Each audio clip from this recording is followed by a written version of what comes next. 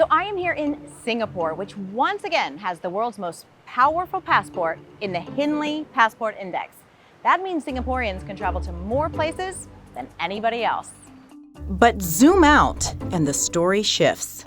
On the Arton Passport Index, Singapore drops to second place, behind the UAE. And on the Nomad Passport Index, Singapore comes in much lower, at 20th. So what's driving the gap? And what does passport power really mean?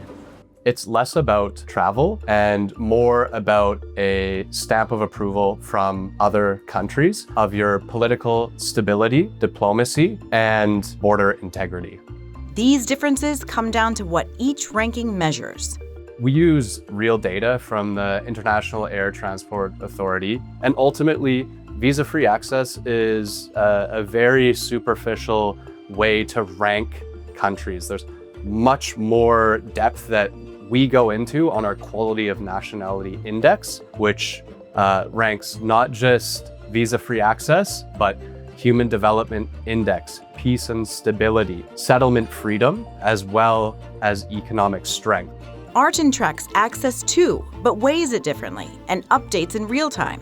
And the Nomad Index takes a broader view, weighing taxation, global perception, dual citizenship policies, and personal freedom. By those measures, countries that dominate visa-free rankings, including Singapore and the UAE, fall outside of the top 10.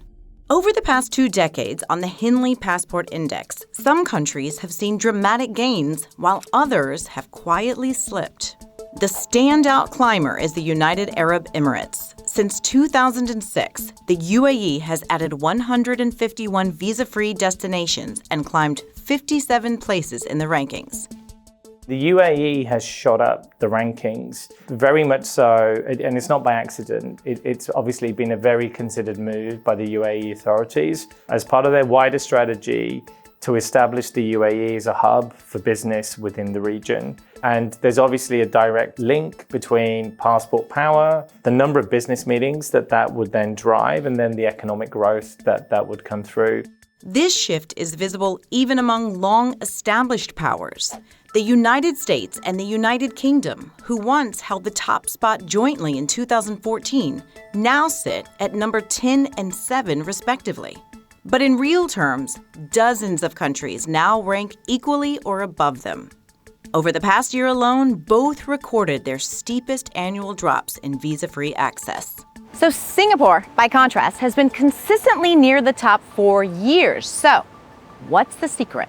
This good ranking is actually a multitude of many fundamental factors. Many countries will allow citizens from Singapore to go in because there's a certain track record of diplomatic neutrality. And more importantly, I think passport is more than just visitor. It's actually a symbol of mobility, the movement of human, the movement of financial capital, the movement of innovation. Singapore in itself is a brand based on good reputation, based on consistency of the record. Singapore, of course, is small, but maybe precisely this small is able to punch above its weight. The advantage of being small is many countries don't feel threatened by you. In practice, traveling with a weak passport often means lengthy visa waits, high rejection rates, uncertain travel plans, and missed meetings. This is where the Passport Index shifts from travel to economics. The friction really is delaying business because a lot of the time, particularly with urgent moves, they needed to have happened yesterday because that's what created the urgency for the move in the first place. And what we're seeing with our index is the gap between the haves and the have-nots is getting larger. So Singapore allows you to enter 192 countries without applying for a visa, where Afghanistan is just 24. That's the bottom of the index. So this gap has grown significantly in the 20 years that we've been publishing this data. So this helps explain a quiet trend. Wealthy individuals often pursue second passports, even when they already hold strong ones. In this age of volatility geopolitically, it is creating anxiety for individuals around what that may mean for them, particularly if they're citizens of certain countries. And therefore, the acquiring a second citizenship or a second passport gives them some flexibility, gives them some optionality. It used to be more individuals from developing countries that are looking to have a plan B. But now we see strong Western countries also looking to obtain a plan B. Case in point, the United States in 2018 would have made up about 5% of Henley's business. This has grown an unbelievable amount in 2025, making up 40% of our business. So even though the United States has a very strong passport, people there are looking at the political instability, and they're also wanting to ensure that they have optionality for their families for the future.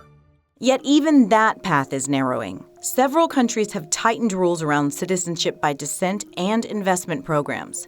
As borders harden for trade, technology, and capital, they're also hardening for people. Passport rankings capture that shift in a single number, but the real story is about who still has access and who increasingly faces friction. When we're looking at countries that are considered to have strong passports, that's clearly extremely intentional on their part. In other areas, we're seeing countries that did have stronger passports are falling down that list. That's as a direct result, in many cases, of stricter immigration policies, and increasingly those changes could be far more rapid than what we've seen before.